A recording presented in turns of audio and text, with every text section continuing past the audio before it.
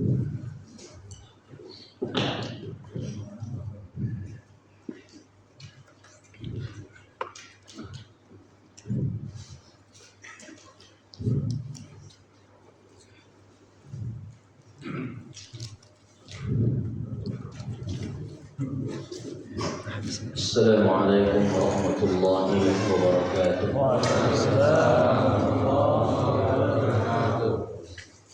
Bismillah, alhamdulillah, wassalatu wassalamu ala rasulillah wa ala alihi wa sahbihi wa man tabi'ahu wa wasalahu wa wala. La hawla wa la quwwata illa billahi amma ba'd. Subhanaka la ilma lana illa ma 'allamtana innaka antal alimul hakim. Hasbunallah wa ni'mal wakil, ni'mal maula wa ni'mal nasir. La hawla wa la quwwata illa billahil 'aliyyil 'azim. Pada jamaah subuh yang dirahmati Allah, sehat semuanya. Awali kajian kita pada pagi hari ini, mudah-mudahan Allah curahkan ilmu yang manfaat, Allah berikan kita semua sehat walafiat. Yang kurang sehat semoga Allah angkat penyakitnya, yang sedang susah Allah mudahin urusannya. Karena kita semua Allah jadikan saleh dan salihah. Pada hari ini ya, satu lagi Pak, mudah-mudahan kita berdoa negeri kita mudah-mudahan dibebasin daripada para penjahat negeri ini. Amin tuh. Mudah-mudahan Allah bebasin negeri kita dari segala penjahat yang merongrong merusak negeri ini Pak. Makin kaya makin kacau negeri ini. Mudah-mudahan segala orang-orang zalim Allah binasakan dari negeri ini. Ala hadhihi ya wa ala kulli niyatin shalihatin hawfatin nabiyil mustafa rasulillah sallallahu alaihi wasallam. Al-Fatihah. A'udzu billahi minasy syaithanir rajim. Bismillahir rahim. Alhamdulillahi rabbil alamin. Ar-Rahmanir Rahim. Maliki yaumiddin. Iyyaka na'budu wa iyyaka nasta'in. Ihdinas siratal mustaqim. Siratal ladzina an'amta 'alaihim ghairil maghdubi 'alaihim waladdallin. Amin. Sekarang ini saya ingin menjelaskan fadhail sholatil Jum'ah, keutamaan sholat Jumat ya Pak.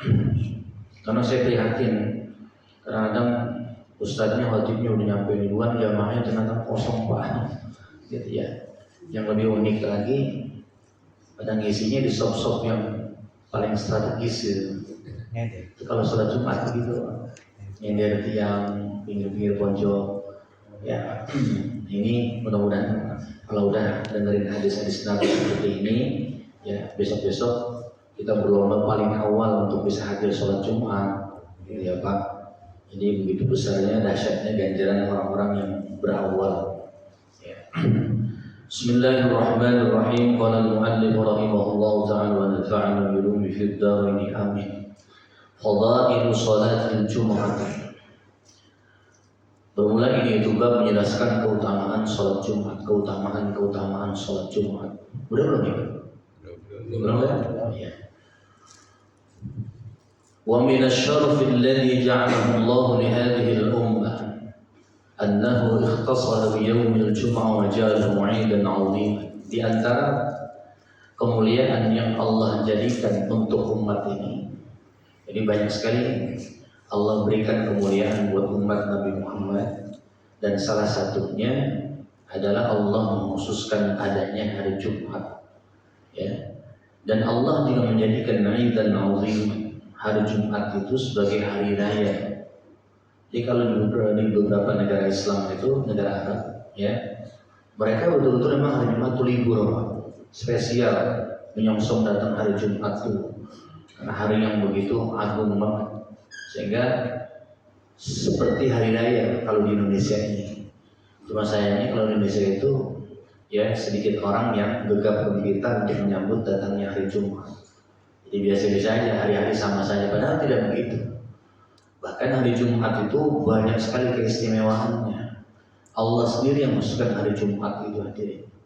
Sampai kata Nabi dalam hadis sahih, orang yang meninggal hari atau malam Jumat saja, malam Jumat atau hari Jumat, Allah jamin, Allah menjamin orang itu diamankan dari fitnah kubur nanti.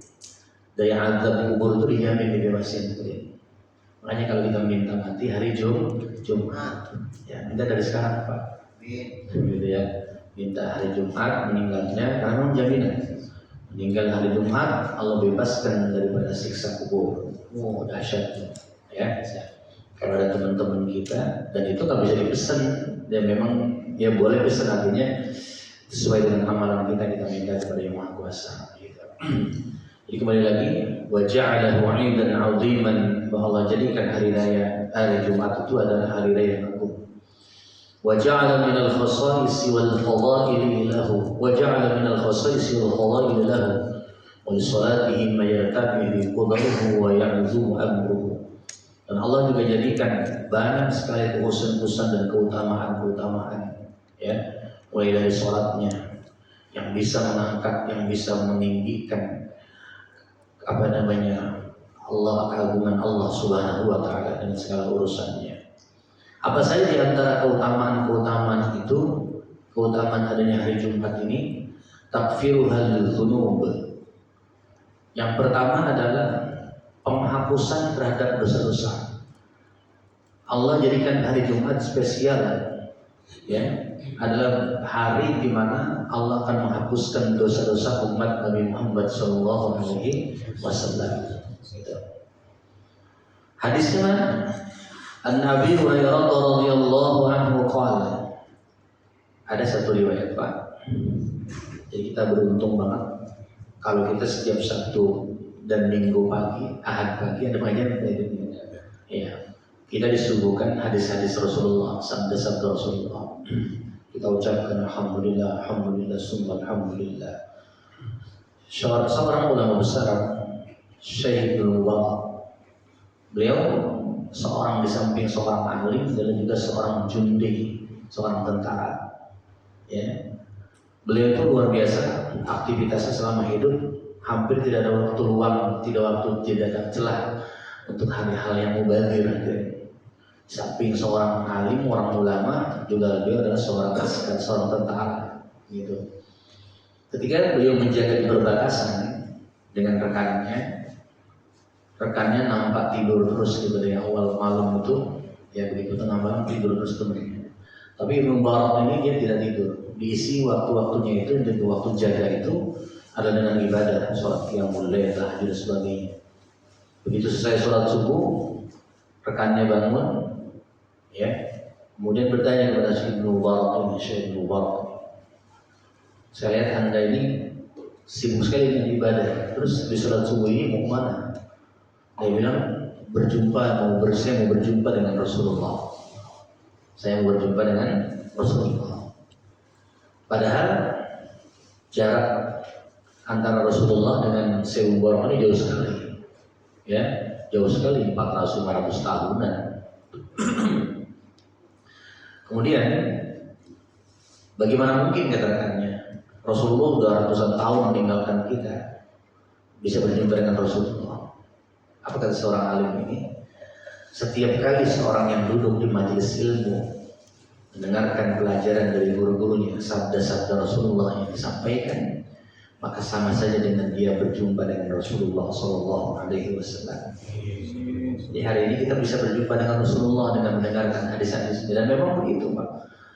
Dan hari Jumat itu, apalagi hari Jumat itu banyak amalan spesial, cuma sholawat aja. Jadi spesial di hari Jumat itu jangan campur-campur yang lain, ya.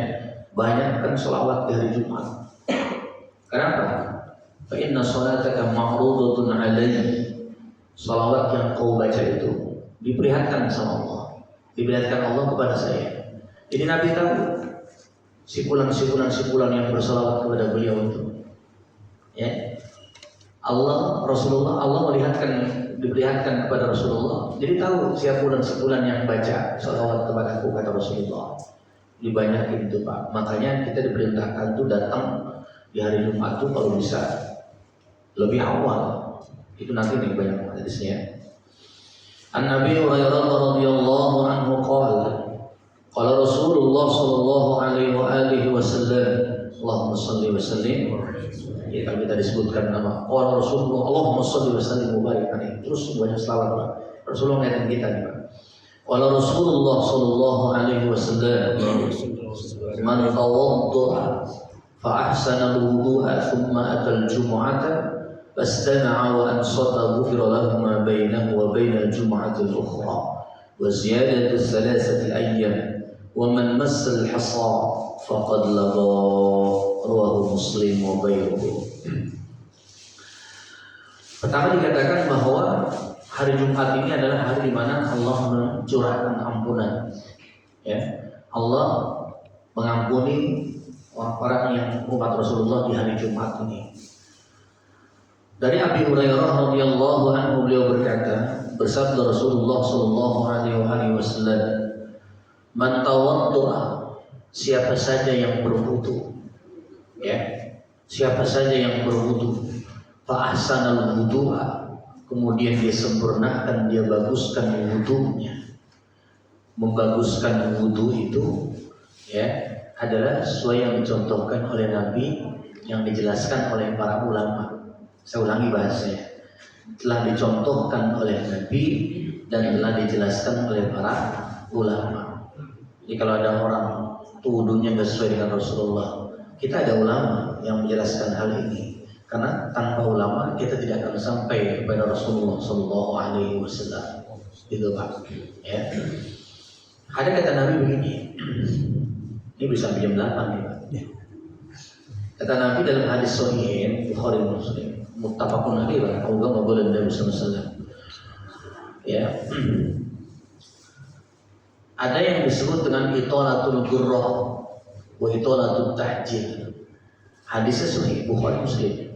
Inna ummati yud'auna, dalam riwayat lain yub'atsuna yaumal qiyamati gurran muhajjalina min atharil wudu. Sesungguhnya umatku nanti pada hari kiamat akan dipanggil, dalam riwayat yang sama, maksudnya dalam nada yang sama, tujuh dengan makna yang sama, yub'atsuna dalam riwayat lainnya dengan maksud yang sama. Umatku bakal dibangkitkan dari kubur mereka, akan dibangkitkan di hari kiamat gurran muhajjalin, bercahaya bagian wajahnya, pul, dan muhajjalin, bercahaya bagian lengannya, tangannya, dan juga kakinya. Dalam kitab Fathul Mu'in itu dijelasin tuh, hadis ini dirinciin sama ulama, detail sekali. Jadi ada orang wudu itu Pak, ya, yang disebut dengan itolatul gurrah wa itolatul tahjil, memanjangkan basuhan bagian muka dan memanjangkan basuhan bagian lengan dan kaki. Jadi kalau kita lihat batas wajah itu yang mana? Yang ada yang disebut dengan an-nasiyah, tempat tumbuhnya rambut, ini mulai muka nih. Yang disebut muka itu mulai dari tempat tumbuhnya rambut, kemudian sebelah kanan kiri ada nih telinga nih Pak, nih ini disebut nih, ya. Kemudian sampai di sini nih, ya, sampai tulang ini nih, janggut nih, lihia. Nah ini harus kebasuh, itu yang wajibnya. Lalu bagaimana sesuai dengan kata Nabi? Jikalau kalian mampu memanjangkan, maka panjangkan basuhan kalian. Artinya ulama menyontohin dalam kitab Fathul Mu'in. Ya, kalau kita hari-hari kita wudu cuma sebatas di sini doang kan, boleh pakai doangan ya begini. Ya. Diajarin sama ulama, luasin lagi sampai seperti ini Pak. Pertama muka dulu kita basuh, terus full, ratain, jangan sampai tidak ada basuhan yang tidak terbasuh, terus belakangin.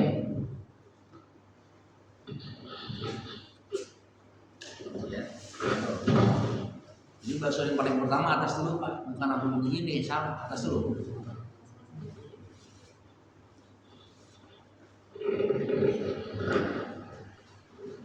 Nah, jelas ya Pak?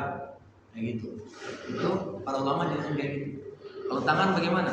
Ketika basuh tangan dari ujung dulu, boleh ya. Sebetulnya tidak masalah. Anda berhasil juga tidak masalah, cuma hanya ikhtilaf saja. Ya, yang jelas pada kitab Fathul Mu'in dari mulai ujung seperti ini. Sama seperti ini Pak. Ya, mulai seperti ini. Terus, ya, lebihkan, jangan sampai di sini kan, panjangin lagi. Terus kalau bisa tiap dibasuh semuanya.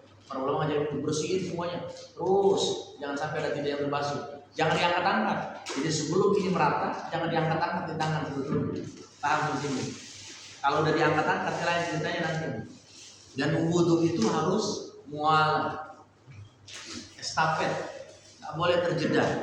Di tangan kita yang bergerak ini, ya. Kalau wudhu kita pengen bener nih Pak, kayak ilmunya, mulai dari sini. Terus ratakan. Nih, terus panjangin lagi kalau bisa. Terus, ya. Yang bau ketek hilang pokoknya. Terus baru kemari, ya. Seperti ini. Apa? Begitu kanan kirinya, ya. Terus ke sini, ya. Terus panjangin dia, ya. Jangan sampai nggak ada yang basuh. Ratain semua air.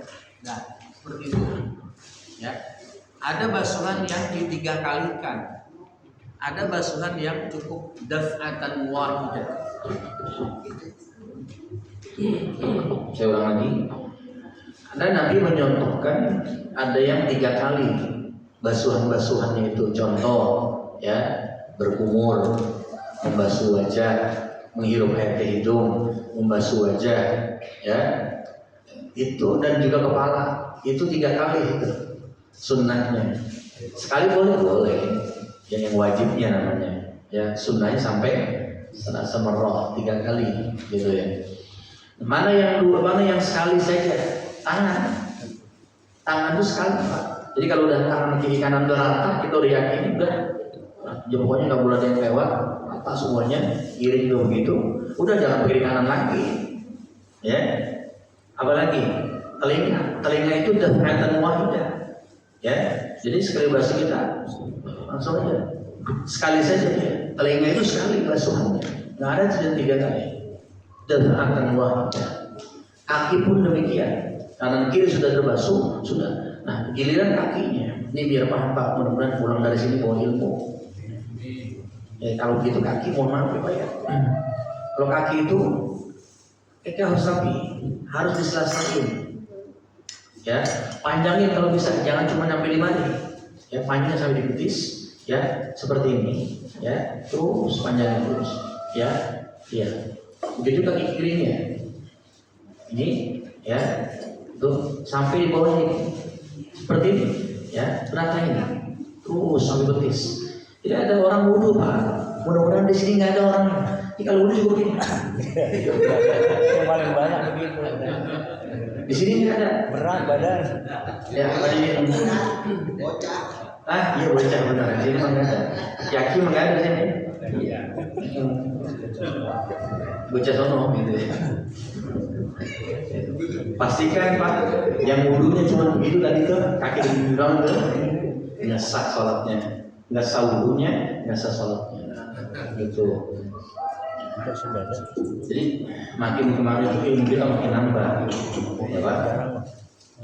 Kalau wudhu, sebelum wudhu pastikan istinja kita bersih, pakaian kita, badan kita, tempatnya, tuh. Pakaian kita, badan kita, pakaian kita, tempatnya harus suci. Jadi kalau udah ngaji itu kayak gitu Pak, sambil makan, ya. Jadi badan kita, pakaian kita, tempatnya, ya. Pakaian lebih spesial. Jadi jangan sampai pakaian kerja, pakaian main kita, ya, pakaian main kita, pakaian kerja kita dicampur dengan pakaian pada saat sholat. Jangan.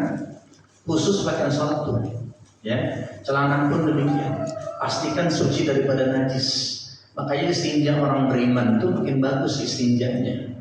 Baik depan belakang harus benar-benar rapi ketika dia membersihkan depan belakang itu dari najis. Jangan sampai ada air yang dicat segala macam. Begitu jauh dari istinja dia siram kaki. Jadi kalau habis kencing dia cuci kemaluannya rapi. Kalau bisa mohon maaf, itu di bawah selangkangan kita yang laki-laki. Itu ada urat Pak, ada urat yang kadang-kadang air kencing itu kalau nggak membersihkannya pada saat sujud itu dia akan seperti berjalan tuh Pak. Itu kencing dulu gitu. Makanya bagaimana cara diurut ke bawah, paling bawah atau di bawah selangkangan kita tuh urat yang menunjukkan ke, mohon maaf, ke zakar kita harus bersih, ratain sampai air tidak ada lagi netes. Pastikan begitu, ya. apalagi udah selesai bersih istinja, cuci kakinya sebelum wudu, cuci kakinya dari mulai paha semuanya bersihin. Makanya hebat banget orang beriman itu bakal ngikutin fikih yang benar begitu ya. Jadi jangan saya udah harus kencing kita tidak cuci lagi. Tuh kadang-kadang saya memang buat saya pribadi kalau ada masjid mohon maaf ya, kalau ada masjid yang kencingnya itu pakai apa sih namanya itu? Ya begitu ya, itu khawatir muncrat ya ke celana, dapat dipastikan hanya muncrat Pak. Coba beda sama kita kamar mandi biasa. Ustaz, sunnahnya kan jongkok, benar, jongkok itu sunnah ya, ikutin jalan Nabi sunnah. Tapi kalau di mana-mana kan kadang saya sendiri repotan untuk jongkok. Saya di mana-mana sama di celana panjang gitu ya, pengen jongkok begitu Pak. Cuman susah. Boleh berdiri tidak mengapa ya, boleh berdiri, angkat celananya biar tinggi, jangan kencing itu celana nggak digulung, angkat celananya gulung, maksud saya biar di atas, kalau bisa di atas dengkul. Jangan sampai, perhatikan air itu muncrat, percikan air itu,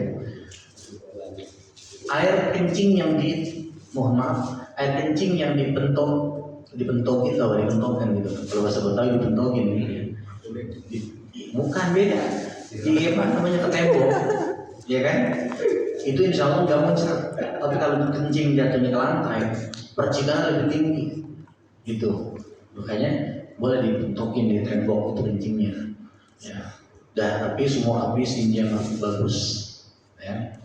Ada pertanyaan begini Pak Ustadz, kalau ada orang wudhu dia masih ada najis di badannya, tadi kakinya umpamanya nih, tadi yang saya bilang tuh, kalau orang habis istinja kakinya siram, cuci yang bersih, jangan sampai ada percikan air itu nempel di kaki kita. Itu udah automatic, udah pasti itu, cuci dulu sebelum wudhu. Ada orang berargumentasi begini, nanti kan pada saat kita wudhu kita cuci kaki Ustaz. Pernah nggak terpikir begitu? Nanti kan pada saat wudhu kita cuci kaki itu. Kalau orang itu gini Pak Didi udah wudhu Pak Didi ya, udah rapi wudhunya. Tiba-tiba selesai dari kamar tadi mau wudhu, mau berangkat ke musola, dia nginjek, hari itu hari apes, dia nginjek teh ayam Pak. Pak Didi nginjek teh ayam gitu ya. Batal wudhunya. Saya tanya, dia nginjek najis habis wudhu, nginjek ayam atau nginjek najis, batal wudhunya? Jangan berdasarkan ini, yang pernah ngaji pasti jawabnya tahu. Batal nggak? Hah? Kenapa nggak batal? Betul, tidak batal. Tapi kalau orang Pak sebelum wudhu dia masih ada najis, dengan argumentasi, dengan alasan nanti sedang saya cuci kaki, wudhunya tidak sah sebelum dia bersihin itu najis, begitu Pak ya, kayak gitu. Makanya adanya tempat wudhu di masjid, di musola itu ya hanya untuk mengantisipasi sebetulnya. Jadi kalau kita mau sholat berjamaah di masjid, di musola, kita dari rumah udah rapi sebetulnya, udah rapi, bersuci, dimulai dari istinjanya, wudhunya, pakaian kita yang paling bagus kita pakai buat saat kita ke masjid, udah rapi. Bukan kita kayak zaman dulu ya, zaman dulu itu kalau disebut musola, langgar, surau. Jadi kalau kita mau ngaji sore-sore itu kan sarung, kita sarungnya di atas kepala begini, kita wudhunya ada di musola. Sebetulnya wudhunya dari rumah, istinja semua rapi dari rumah, bukan datang ke masjid. Adapun tempat wudhu seperti ini mengantisipasi itu kan kalau kita batal, atau orang yang lalu-lalang dari mana-mana musafir, dia bisa wudhu memanfaatkan tempat wudhu yang ada di masjid itu musola. Sebetulnya begitu ya.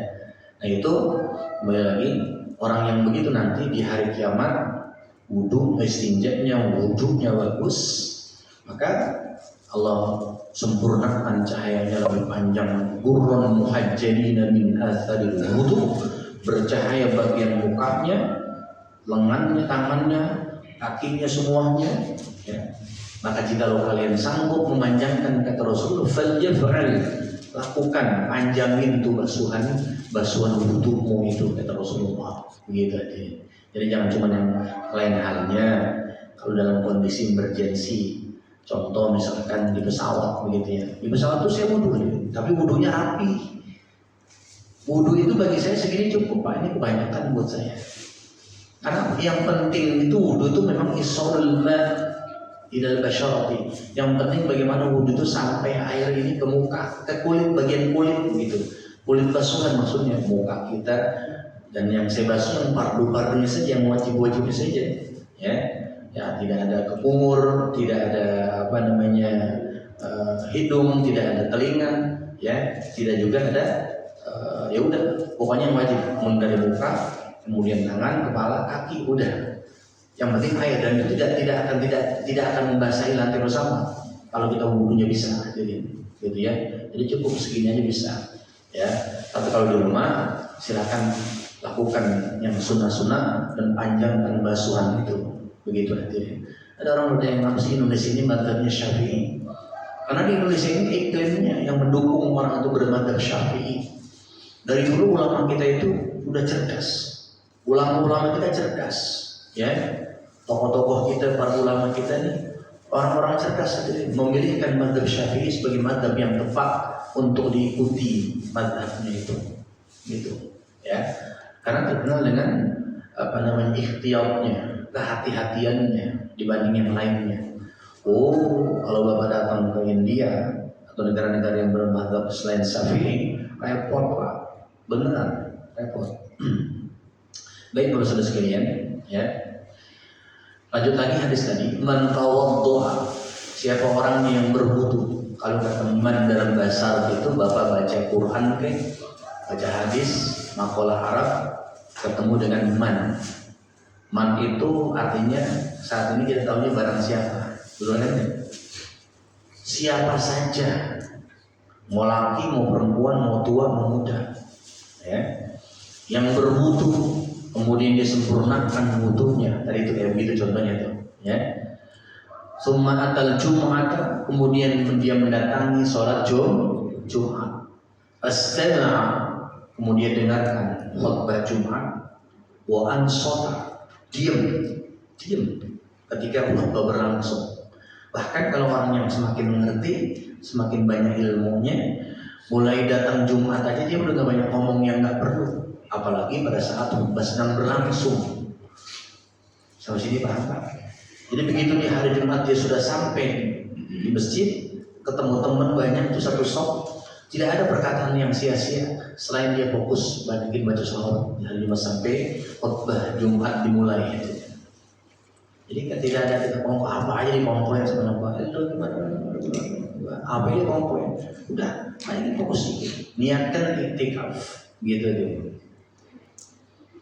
Ghufira lahu ma bainahu wa bainal jum'atil ukhra. Maka orang yang datang dari mulai wudunya udah bagus, dia sempurna wudunya, kemudian dia datang di Jumat, dia dengarkan khatib menyampaikan khutbah, kemudian dia diam, tidak berkata-kata, fokus karena amalan cuma hari itu, amalan yang paling ketika khutbah sudah dimulai, tidak ada amalan lain selain mendengarkan khutbah Jumat. Titik, gitu ya.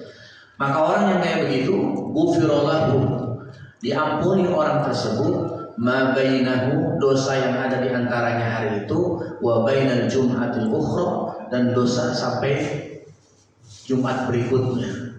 Bayangin, hari itu dosanya habis diampuni sama Allah.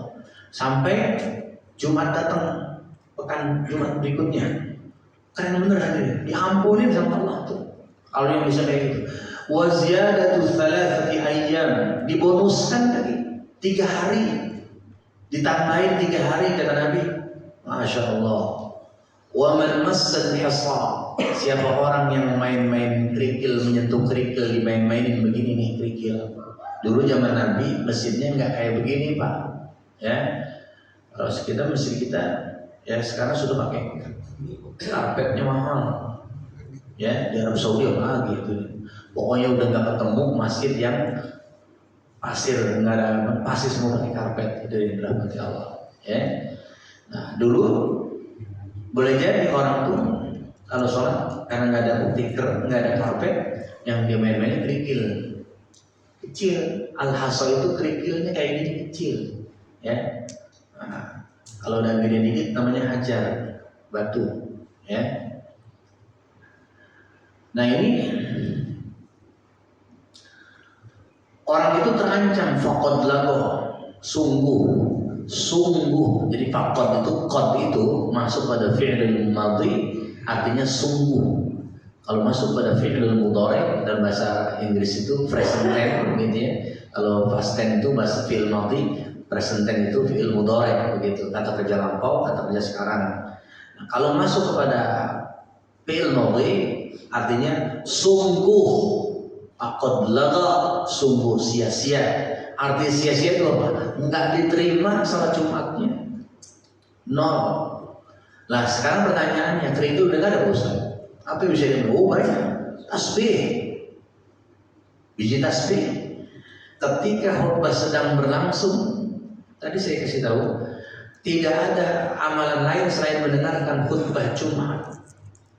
Maka orang yang pada saat ketika khutbah sedang berlangsung, khotib menyampaikan nasihat Jumatnya, lalu ada orang yang berzikir, dia main putar tasbih ini, maka orang itu sia-sia Jumatnya.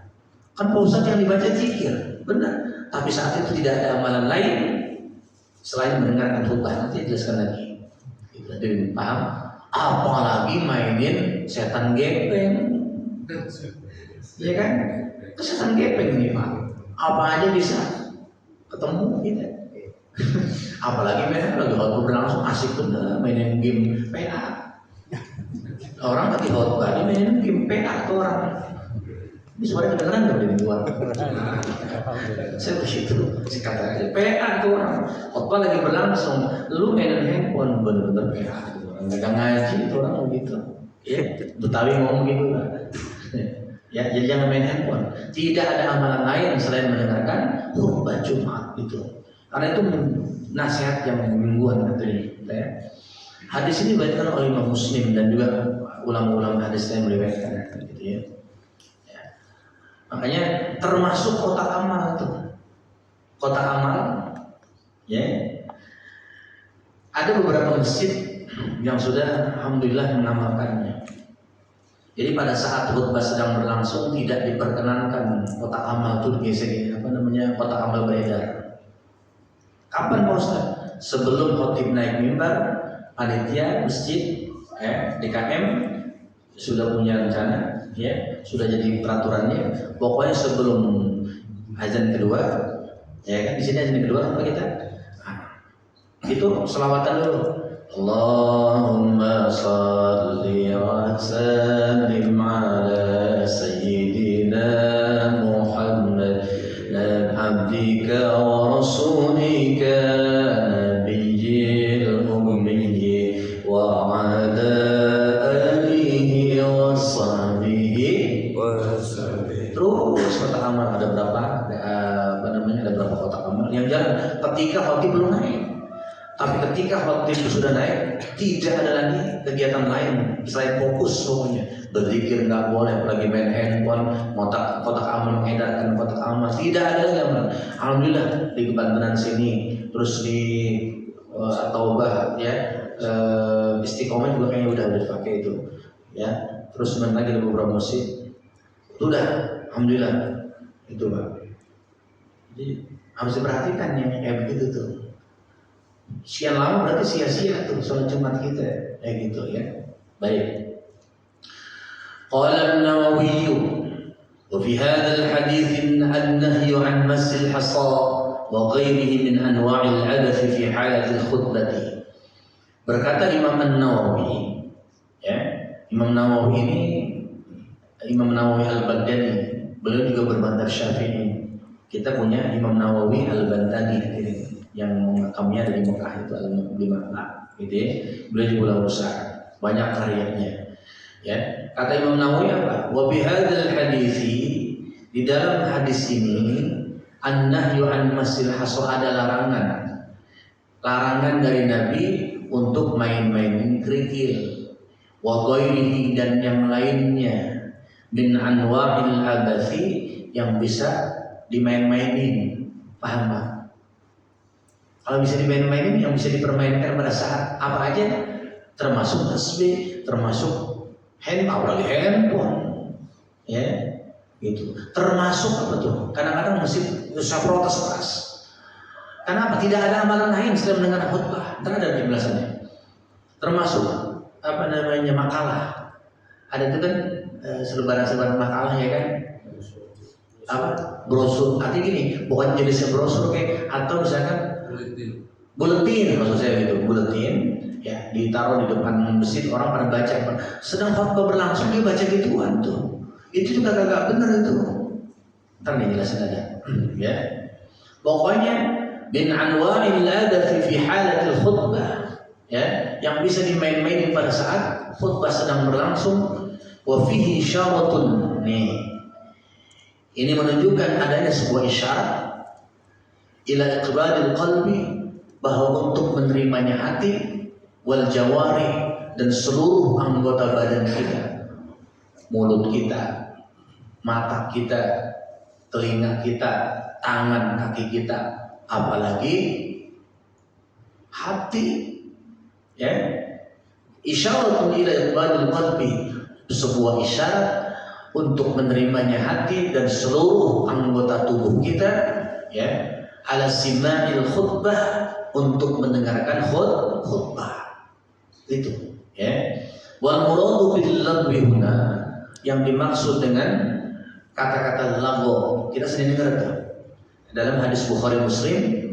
Kalau Bapak suka nyimak, biasanya seorang Bilal itu, seorang muadzin itu, begitu khatib mau sudah naik mimbar, ada nasihat dari Bilal itu. Qala Rasulullah an Abi Hurairah radhiyallahu anhu qala, biasa hari raya itu biasanya. Padahal harusnya Jumat juga dibaca tuh, apalagi Jumat yang wajib. An Abi Hurairah radhiyallahu anhu annahu qala qala Rasulullah sallallahu alaihi wasallam idza sa'ida al-khatib 'ala al-mimbar, ya, apabila seorang khatib telah naik mimbar, ya, maka fala yatakallam, bahkan dalam hadis yang lainnya fala yatakallamanna, jangan sekali-kali ngomong. Wa may yatakallam, siapa yang bicara faqad lagha, maka sia-sia. Arti sia-sia itu apa? Tidak diterima. Nih, ya.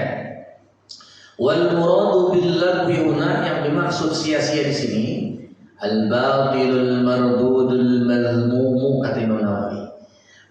Ibadahnya batal, Jumatnya batal, Idul Fitri, Idul Adha yang ada khutbahnya tuh, ya, batal semuanya. Kalau sampai dia melakukan perbuatan yang sia-sia yang sudah sebutkan tadi, batal, batil, rusak. Al-mazmumu, tercela, dicela menurut pandangan agama itu tercela sekali perbuatan itu, gitu ya. Wal mardudu, dan juga ditolak. Coba lihat, hari Jumat saya sering jadi khutbah ya, hampir tiap tahun saya khutbah. Idul Fitri, Idul Adha kan. Saya perhatikan Pak, ternyata bukan perempuan doang ya, laki-laki juga sama. Lah saya baru naik khutbah Pak, itu ada laki-laki bapak-bapak pada pulang. Kata saya, lo makan tupat pagi-pagi, gue juga belum selesai ini khutbah. Astagfirullahaladzim, bang, tar dulu khutbah dulu dengerin. Tupat kan aja, karena yang makan di rumah lo. Itu bapak-bapak ada yang pulang, khutbah belum selesai. Astagfirullahaladzim. Udah ibu-ibu asik bener, lagi khutbah berlangsung, saya lagi khutbah Pak, dia begini-begini, sama temennya selfie begini. Aduh, mau laki kayak mau perempuan, berarti tiap tahun seumur hidupnya itu sampai detik itu dia nggak diterima, nggak pernah bener sholatnya begitu. Kenapa bisa begitu? Karena nggak ngaji gitu. Ya Allah, rugi banget tuh. Begitu dia pulang dia mati, ya. Tak satu pun Jumatnya yang diterima, tak satu pun sholat Idul Fitri, Idul Adha yang diterima sama Allah. Karena nggak pakai ilmu jadinya begitu. Ayo mau ngapain? Khutbah baru mulai. Terus itu kan kelihatan di atas mimbar kan tinggi Pak. Tuh ada bapak-bapak udah pada pulang. Ya Allah, rugi banget. Wa an Abi Ayyub al-Ansari radhiyallahu anhu qala. Dari Abi Ayyub al-Ansari radhiyallahu anhu, beliau berkata, ini Abi Jum 8 begini ya. Sami'tu Rasulullah sallallahu alaihi wasallam yaqul man ittasala yawmal jum'ati wa massa min taybin in kana 'indahu wa labisa min ahsani thiyabihi thumma kharaja hatta ya'ti al-masjid فيركع ما بدا له ولم يؤذي أحدا ثم أنصت حتى يصلي كان كفارة لما بينه وبين الجمعة الأخرى رواه الإمام أحمد والطبراني وابن خزيمة في صحيحه. Dari Abi Ayyub Al-Ansari radhiyallahu anhu, semoga Allah meridhoinya, beliau berkata, aku telah mendengarkan Rasulullah sallallahu alaihi wasallam yang bersabda. Apa kata Rasulullah? Man iktasala. Nih, siapa orangnya? Siapa aja tuh? Ya, laki-laki, perempuan bagaimana Pak Ustaz? Kalau ikut sholat Jumat boleh. Jadi kalau ada ibu-ibu misalkan, ya, ada ruang buat ibu-ibu untuk sholat Jumat boleh. Terus sholat Jumat Jumat, karena hari itu dia ikut Jumat. Terus perlu nggak dia ngulang sholat Jumat? Nggak perlu lah. Terus kau beli baknya, kau beli Jumat, baknya Jumat, gitu aja ya. Itu. Manita salah, siapa orangnya yang mandi yaumal jum'ati pada hari Jumat, adanya mandi Jumat, dan itu hukumnya sunnah muakkadah. Ini sunnah yang sangat digalakkan. Oh Ustaz, saya kan berangkat kerja, ya jam 5 subuh banget saya langsung jalan Pak Ustaz. Dan niatin mandinya, mandi Jumat sebelum berangkat kerja, itu mandi Jumat sebelum sholat subuh, gitu. Fajar itu dalam kitab Fathul Qarib ada dua, ada fajar shadiq, ada fajar kadzib. Fajar shadiq, fajar kadzib itu fajar sebelum datangnya waktu subuh. Kalau fajar shadiq ketika sudah azan berkumandang itu datang tuh. Ya, kalau hari Jumat coba spesial. Ya, kalau misalkan dia mau mandi, niatkan mandi Jumat. Jadi nggak perlu lagi nanti ketika dia udah pakaian kerja segala macam, cukup dia wudhu saja ya. Begitu ya, supaya dapat pahala sunnah muakkadah. Begitu digalakkan nih. Nanti jelasin. Siapa orang yang mandi pada hari Jumat, wa massa min tibin, dia pakai itu minyak wangi kalau dia punya, ya minyak wangi yang untuk sholat itu. Wa labisa min ahsani siyabi, dia pakai pakaian terbaiknya, pakaian terbaik dari Jumat untuk berangkat Jumat. Jadi saya kasih tahu Pak. Kadang saya prihatin, ini kalau udah ngaji begini, besok sholat Jumat jangan ada yang kos oblong, ya Pak. Dipakai nih gamis, pakai baju muslim gini, baju takwa, pakai, ambil pakaian terbaik, ya. Kemarin ada pengajian bulanan tuh, saya tahu ibu-ibu istri suaminya ada di sini nggak ngaji, ada yang bilang ada Ustaz, suami saya tuh katanya, suami saya nggak mau ngaji Ustaz, ada video macam-macam dah, kasih tahu dah, pokoknya. Kalau ibu pesen paket jangan urusan perempuan banget, beliin gamis di TikTok itu kan ada tuh ya. Jadi begitu dalam paket, yang datang suami pakaian suaminya, pakaian gamis begitu.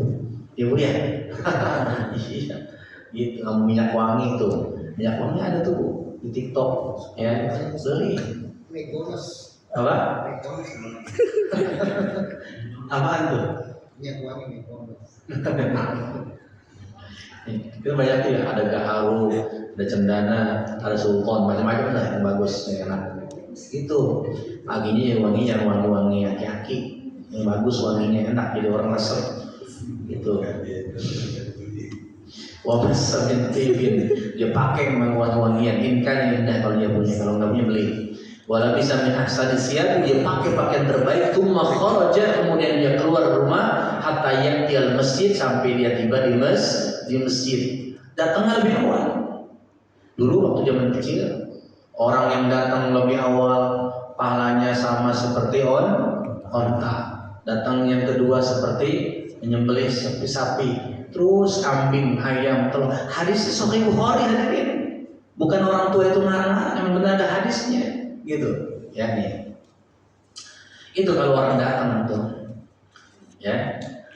Apalagi kalau udah terbiasa, jangan pernah seperti itu.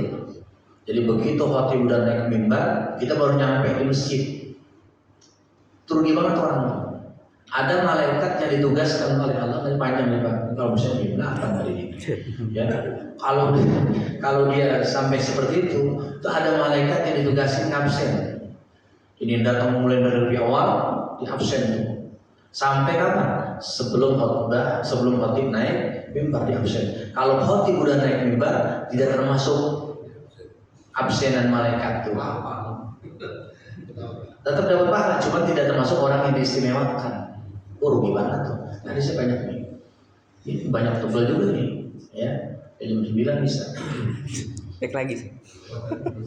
Bayar kamu kemudian sampai di masjid, ya dia sholat, ya ibadah seperti yang diperintahkan, artinya sholat tahiyat masjid. Ada apa?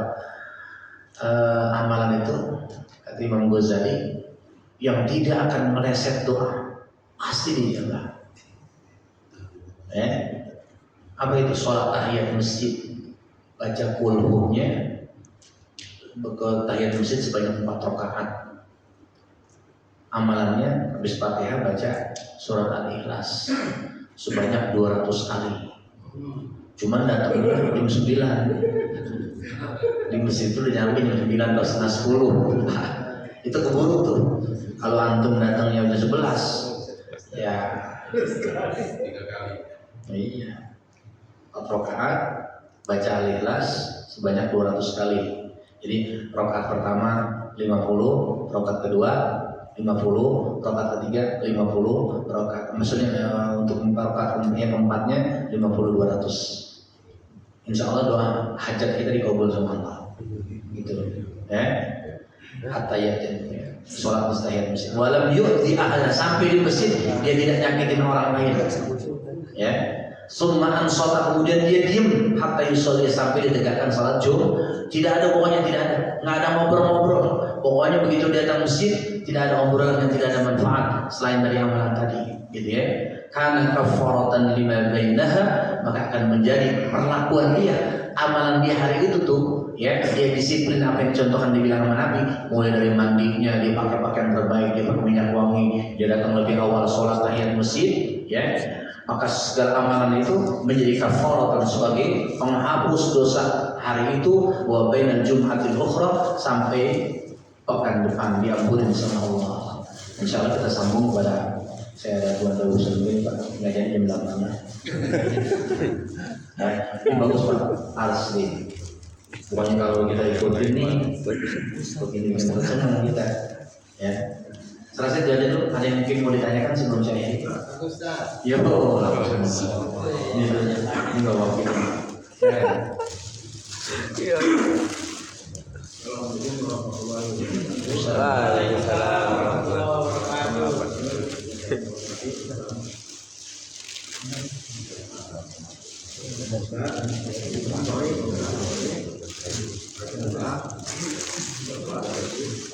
Ini menarik sekali setelah saya nanti kajian subuh ini menarik, ini dua Pak, menarik ya. Saya ingin tanyakan apakah hukumnya sehabis ambil wudhu sudah sholat tahiyatul masjid, habisnya tuh bagaimana? Kan biasanya kita kalau sholat kan ada sholat wudhu ya, itu aja yang saya sampaikan. Terima kasih. Salah satu seorang sahabat Nabi yang dijamin masuk surga. Tapi unik satu ini Pak, dialah muadzin Rasulullah SAW. Siapa dia? Bilal bin Rabah. Bilal bin Rabah itu suara sendalanya saja sudah kedengeran di surga sama Nabi. Hadis sahih. Ya, hadis sahih. Jadi Nabi itu sudah dengar. Ya, Nabi sampai bertanya, Bilal, amalan apa yang menyebabkan suara sendalmu ini udah kedengeran nih? Udah kedengeran. Kalau Nabi udah bilang begitu, ini orang top banget. Apa kata Bilal? Nah ini saya jelasin. Kata Bilal, tidaklah saya wudu kecuali habis wudu saya sholat 2 rakaat. Yang disebut oleh para ulama sholat sunnah wudu. Gitu Pak. Jadi kalau muka kita masih basah, sebetulnya nggak usah dilap, biarin aja itu. Itu bukan suatu kewajiban juga. Artinya tidak dilap itu bukan satu hal yang wajib, tidak. Andai kata misalkan kita dilap tidak mengapa. Tapi andaikan tidak dilap, ahsan, afdol, lebih utama. Gitu Pak. Ya. Nah, sholat wudu ini yang disebut dengan ketetapan Rasulullah. Ya, hadis sunnah itu biar paham nih. Apalagi kalau ada orang Wahabi, ya kayak aku paling sunnah itu harus paham tuh. Jangan cuma ada doktrin dari ustadznya, dia bilang udah akhirnya apa? Udah bid'ah semua orang amalan selain dia udah bid'ah udah paling bener dia, gitu ya. Nih, lu dengerin nih Wahabi. Ya, sunnah itu ada 3, ada sunnah qauliyah, ada sunnah fi'liyah, ada sunnah takririyah. Sunnah qauliyah yang diucapkan oleh Nabi, ya, yang diucapkan oleh Nabi. Nabi memerintahkan suatu sama kita. Contoh, ya, idza ra'aitu misalkan Nabi nyontohin masalah sholat apa hadis itu banyak. Nabi langsung ngomong, diperintahkan kita umatnya diperintahkan. Itu namanya hadis qauliyah. Nabi nggak ngomong, cuma nyontohin. Contoh, misalkan Nabi sholat qiyamul lail. Nabi itu kalau sholat qiyamul lail, pantas kakinya berbengkak gitu deh. Di sini juga banyak bengkak.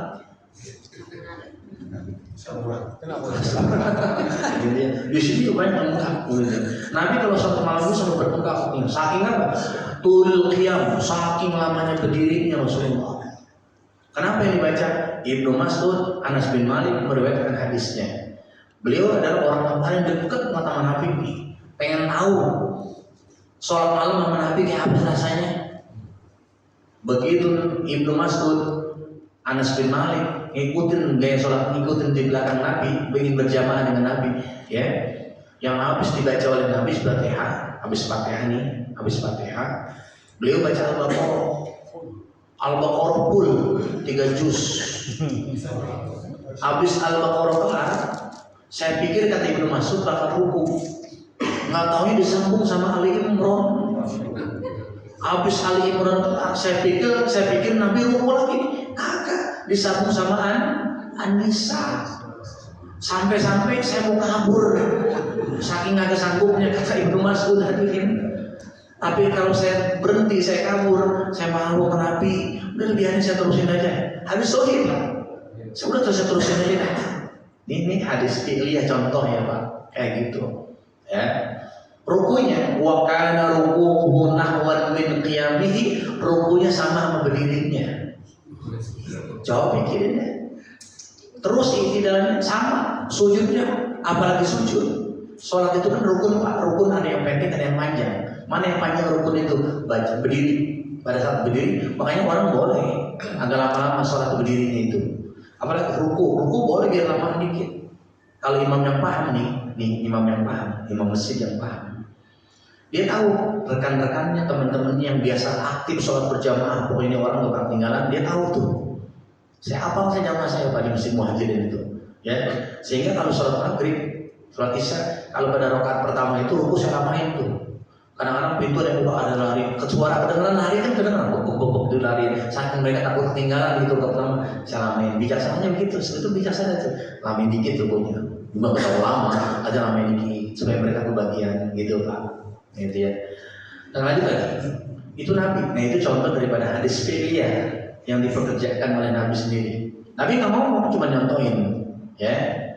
Nabi kalau bersalat tuh astagfirullahaladzim, astagfirullahaladzim, astagfirullahaladzim, ya. Nabi baca istighfar, nggak diam, dan itu kencang kedengeran. Nabi baca la ilaha illallah syarikalah, kemudian Allahumma ajirna minan nar, kemudian Allahumma antas salam. Itu dibaca sama Nabi dan itu kencang. Sekarang logikanya begini Pak, bagaimana mungkin para sahabat itu bisa hafal sampai ke kita detik ini, saat ini, seiki kita hafal Pak. Allahumma antas salam. Ya. Tahu dari mana? Dari Nabi. Apa Anda hidup sejaman dengan Nabi? Tidak. Terus dari mana? Dari sahabat. Sekarang pertanyaannya begini, apa mungkin kalau saya baca, misalkan nih bapak-bapak belum hafal semua, belum ada yang hafal kan? Saya diam aja begini. Kira-kira tahu nggak yang saya baca? Cuma orang PA yang bisa tahu Pak. Betul nggak? Betul nggak? Kalau saya diam nih, Pak Dini tahu nggak yang saya baca? Habis sholat semuanya. Kan ada orang tuh Pak, main handphone, singgung, gitu ya. Ulang kabur. Kira-kira tahu nggak yang saya baca? Cuma orang PA yang bisa tahu. Oh dibaca ini. Nah Nabi itu kenceng Pak. Ibnu Abbas meriwayatkan hadisnya. Mereka kenceng baca di masjid itu, sehingga semuanya sampai riwayat kita. Mana mungkin sahabat bisa nulis hadis kalau dia nggak dengar Nabi ini? Bagaimana mungkin yang mulai Sayyidina Ibnu Mas'ud bisa dengar kok Nabi bacanya Al-Baqarah kalau Nabi nggak jahar bacanya? Cuma orang bego aja yang bisa. Ini baca ini teka-teka namanya itu. Bisa sampai bisa dipahami Pak. Saya ngomong begini bukan berarti ini, karena dikit-dikit orang nggak boleh begitu. Ketika urusan misalkan urusan hukum ya harus sepakat. Hukum itu ada 5. Bid'ah itu bukan hukum. Bid'ah itu bukan hukum. Kalau ada yang bid'ah itu hukum, colok katanya. Kenapa? Anak kan ngaji berarti. Anak bukan orang pesantren. Kami di pesantren lama, sampai pada budigan Pak. Kami dipukul, dibotakin sama kiai kami. Untuk apa? Supaya bisa paham agama, supaya bisa baca kitab ini kagak ada harokatnya nih Pak. Bagaimana cara bacanya? Anda harus belajar ilmu usul.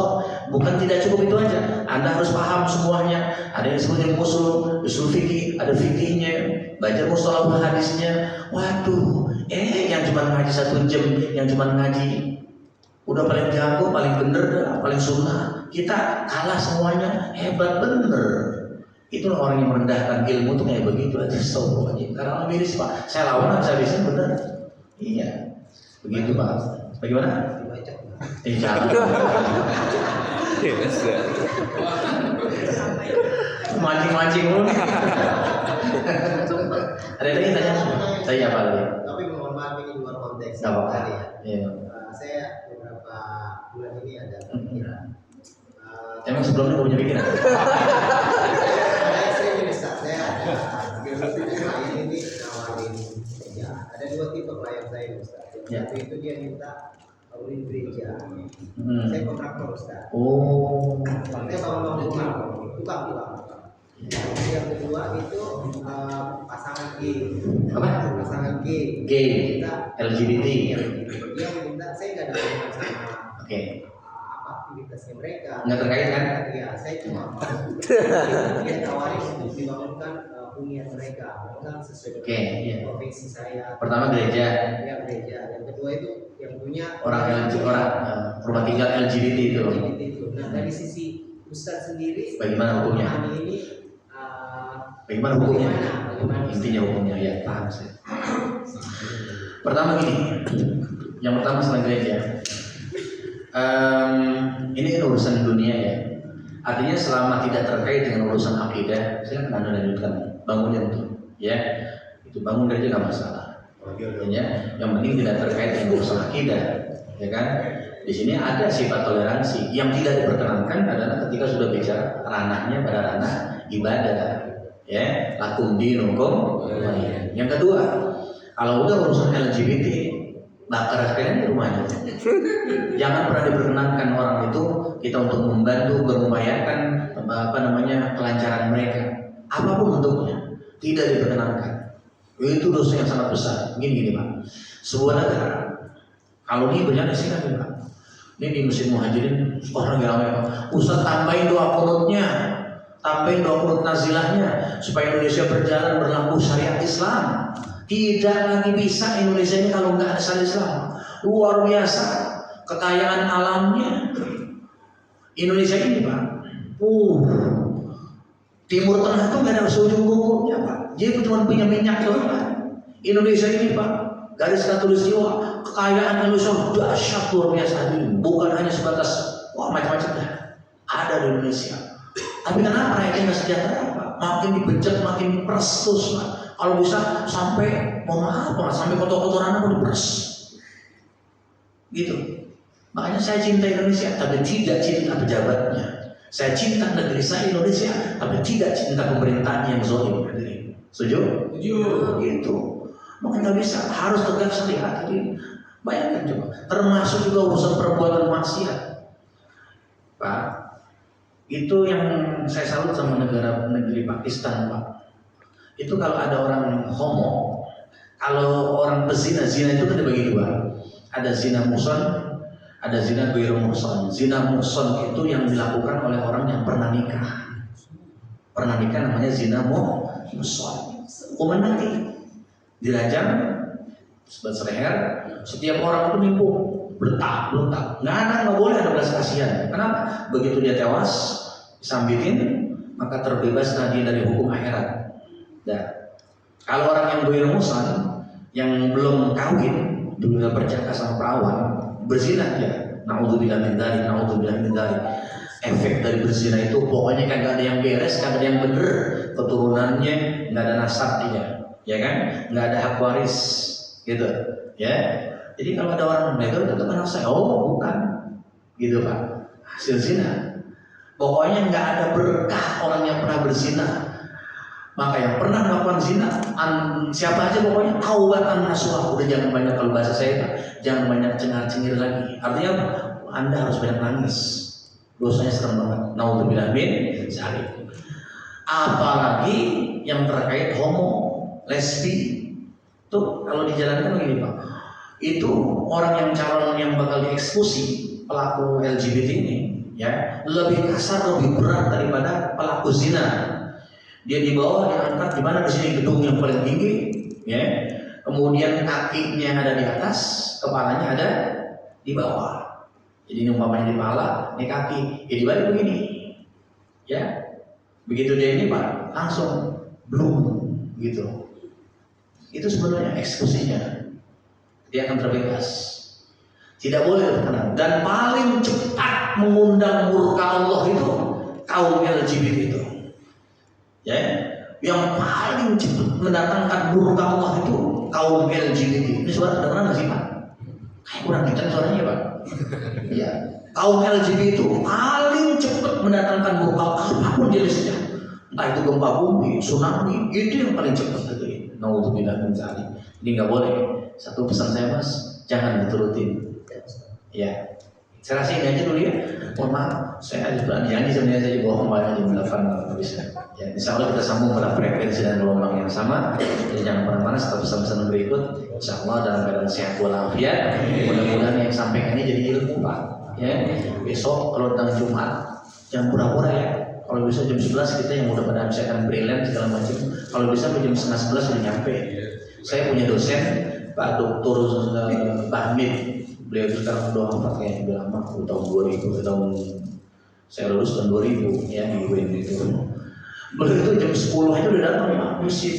Oh, profesor benar-benar dia juga wiridan aja di masjid itu jam 10 masjid kayak gitu ya. Dulu tahun-tahun dulu itu di El Barkah itu Pak, saya ada beberapa orang tua itu udah meninggal. Itu sama jam 10 itu udah nyampe di masjid. Beretika mereka, luar biasa. Harusnya itu juga begitu. Ada pernah saya ditugaskan khotbah Jumat di sini Pak, di komplek Pos. Itu ada masjid pinggir kali. Pengurusnya pesen banget sama saya, Pak Ustadz tolong dah perdana lagi Pak Ustadz tolong dah khotbah Jumat di sini. Karena teman, karena dia kenal baik sama saya datang juga. Saya mikirin, ini orang-orang kok baru saya yang pertama. Udah 11:30 saya datang, udah 11:12 saya datang. Terus sampai jam 12 kurang seperempat masih belum ada orang. Suara speaker pengajian tuh Kiai Muhammad ZA itu masih berkomandan begitu diri. Waduh, ya sama yang marbotnya cuma dia doang berdua tuh. Lah ini yang lain mana? Sampai azan dimulai udah berkomandang masih belum ada orang hadirin. Begitu ada pengumuman, gimana ini ya? Saya akan pulang aja ini, sabar dulu katanya. Sampai azan udah mulai berkomandang, ya, per 1, 2, belum buru-buru 40 Pak. Sementara sahnya salat Jumat itu harus ada 40 orang. Ini buru-buru 1, 2, ya, sampai pengumuman dimulai, iklan atau pengumuman dari marbot itu tentang saldo dan sebagainya, mulai ada 5 orang. Waduh, bingung Pak. Jadi jangan sampai kayak gitu. Ya, kalau udah ngaji begini, ini amalin, ya. Jadi tidak ada perlakuan yang lain selain daripada mendengar khotbah dengan sama, pakai pakaian terbaik dari Jumat. Jangan kau sebelum jangan. Kalau udah ngaji begini, mohon maaf segala kekurangan. Ya mudah-mudahan Allah berikan ilmu yang manfaat. Allah berikan kita sehat walafiat. Yang kurang sehat mudah-mudahan diangkat penyakitnya. Yang negeri kita orang-orang zalim semua sempat yang Allah singkirin ya Allah. Negeri kita udah luar biasa. Mudah-mudahan Allah singkirin orang-orang zalim, pejabat-pejabat yang zalim. Allah ganti dengan pejabat yang soleh, orang-orang soleh yang memimpin negeri ini. Al-Fatihah. A'udzubillahi minasyaitonir rajim. Bismillahirrahmanirrahim. Alhamdulillahirabbil alamin. Arrahmanir rahim. Maliki yaumiddin. Iyyaka na'budu wa iyyaka nasta'in. Ihdinas siratal mustaqim. Siratal ladzina an'amta 'alaihim ghairil maghdubi 'alaihim waladdallin. Amin. Demikian dari saya. Subhanakallahumma wa bihamdik, asyhadu an la ilaha illa anta, astaghfiruka